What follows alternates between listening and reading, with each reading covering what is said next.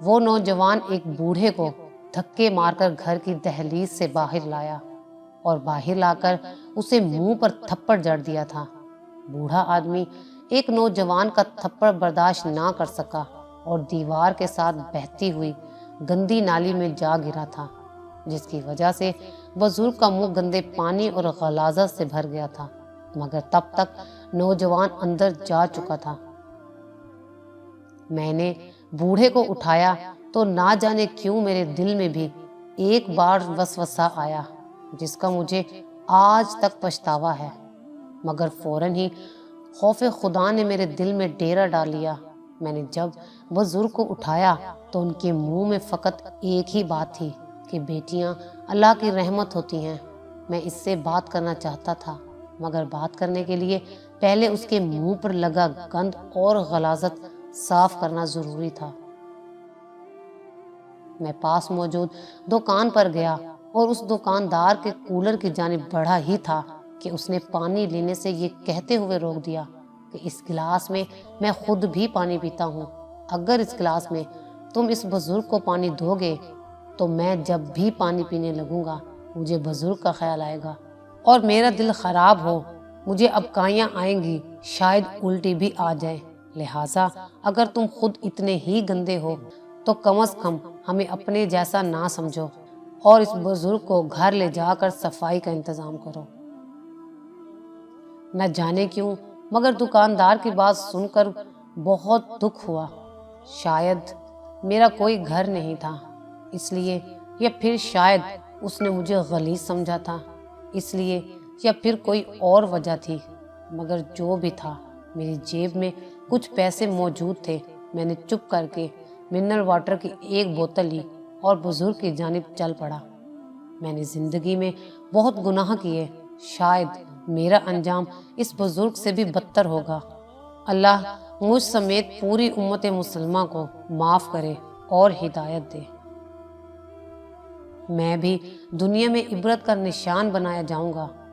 ہو سکتا ہے مجھے بزرگ سے ہمدردی اسی وجہ سے ہی ہو، مگر اس موقع پر میرے دل میں صرف بزرگ کی اور اپنی حیثیت مخلوق خدا کی تھی، اور میں اشرف المخلوقات ہونے کے ناطے ایک اشرف المخلوقات کی خدمت کر کے اور اس پر رحم کر کے اللہ کی رضا اور رحم طلب کر رہا تھا۔ خیر، جب میں پانی لے کر پہنچا تو ایک 7 سال کی بچی نے بابا جی کا چہرہ اپنے چھوٹے سے دوپٹے سے بہت حد تک صاف کر رکھا تھا۔ میں نے پہنچنے کے فوراً بعد بابا جی کا منہ اپنے ہاتھوں سے دھویا۔ جب بابا جی کا منہ صاف ہو گیا تو معصوم بچی نے مجھ سے نام پوچھا۔ میں نے نام بتایا تو وہ اپنا اسکول والا ٹفن پکڑاتے ہوئے مجھے کہنے لگی، انکل آپ دادا ابو کو یہ کھلا دیں، میں اسکول سے لیٹ ہو رہی ہوں، پھر مجھے سزا ملے گی۔ ساتھ بزرگ کو کہا جب میں پڑھ لکھ کر کمانے لگوں گی تو آپ کو روز گھی والی روٹی بنا دوں گی۔ ابھی آپ نہ مانگا کریں، اور ان بزرگ کا منہ چوم کر اسکول چلی گئی۔ بزرگ اس معصوم بچی کو پیچھے سے دیکھتے ہوئے بھی ایک ہی فکرہ دہرا رہے تھے کہ بیٹیاں اللہ کی رحمت ہوتی ہیں۔ خیر، میں نے بابا جی کو اٹھا کر ایک صاف جگہ بٹھایا۔ بچی نے جو ٹفن دیا وہ کھولا تو اس میں موجود آدھی روٹی ان بزرگ کو اپنے ہاتھوں سے کھلانے لگا۔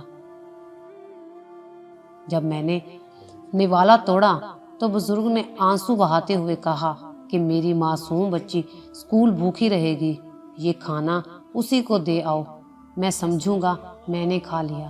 مگر میں نے یہ کہتے ہوئے وہ کھانا بزرگ کو کھلا دیا کہ میں بچی کے لیے دکان سے کچھ خرید کر دے آؤں گا۔ جب بزرگ کھانا کھا چکے تو میں نے ان سے ان کی آپ بیتی سننا چاہی، جو کہ انہوں نے کچھ یوں سنائی۔ آپ بھی سنیے ان کی زبانی۔ بیٹا، میں اس گاؤں کا سب سے بڑا ذمہ دار تھا۔ اللہ نے مجھے پہلی اولاد بیٹا دیا تو میں بہت خوش ہوا۔ میں نے سارے گاؤں میں میٹھا تقسیم کروایا۔ مجھے بڑے بڑے وڈیروں نے آ کر مبارکباد دی۔ میں نے ایک بہت بڑے جشن کا اہتمام کیا جس میں شراب، شباب اور کباب تینوں کی کمی نہ تھی۔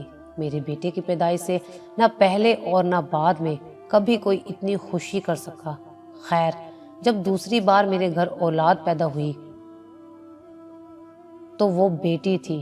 میں نے بیٹی کے پیدا ہوتے ہی بیگم کو کہا، یا مجھ سے طلاق لو یا بیٹی کو قتل کرو۔ مجھے بیٹی ذات سے نفرت تھی۔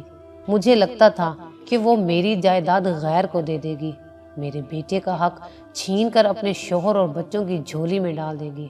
مجھے لگتا تھا بیٹی پیدا ہونے کی وجہ سے لوگ میری مردانگی پر شک کریں گے، پتہ نہیں کیوں، مگر مجھے یقین تھا بیٹی میرے زوال کی وجہ بنے گی، مگر میں غلط تھا۔ اسی لیے بیٹی کے پیدا ہوتے اور گھر سے دائی کے نکلتے ہی ہم دونوں میاں بیوی میں یہ بحث شروع ہو گئی۔ جب میری بیوی دونوں باتوں پر متفق نہ ہوئی اور مجھے واسطے منتیں اور دلیلیں دینے لگی تو میرے ذہن میں ایک ترکیب آئی۔ میں چپ چاپ وضو کرنے کے بہانے اٹھا، جا کر ہاتھ منہ دھویا، خود کو تسلی دی، تھوڑی دیر سوچا، پھر مکمل وضو کیا، آ کر بیگم سے کہا کہ بیٹی مجھے پکڑاؤ، میں اس کے کان میں آذان دوں، مگر میری بیگم کو مجھ پر یقین نہ تھا، لہٰذا اس نے بیٹی مجھے یہ کہتے ہوئے پکڑانے سے انکار کر دیا کہ آذان صبح میرا بھائی آ کر دے دے گا۔ جب بیگم نے انکار کیا تو میں نے زبردستی بیٹی بیگم کے پہلو سے اٹھا لی، جو پہلے ہاتھ پاؤں چلا رہی تھی، مگر میری گرفت میں آتے ہی شاید سہم گئی۔ میں نے منہ مغرب کی طرف کیا، بیٹی کے کان میں آذان دینا شروع کی۔ آذان کے الفاظ سن کر میری بیگم مطمئن ہو گئی، مگر جب آذان مکمل ہو گئی تو میں نے جان بوجھ کر بیٹی بیگم کو پکڑانے کے بہانے ہوا میں ہی چھوڑ دی۔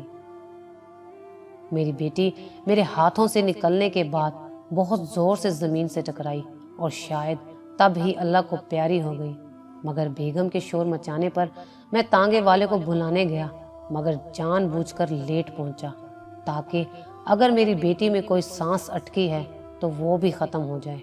اور جب میں تانگے والے کو لے کر گھر پہنچا تو میری بیٹی کی جان نکل چکی تھی۔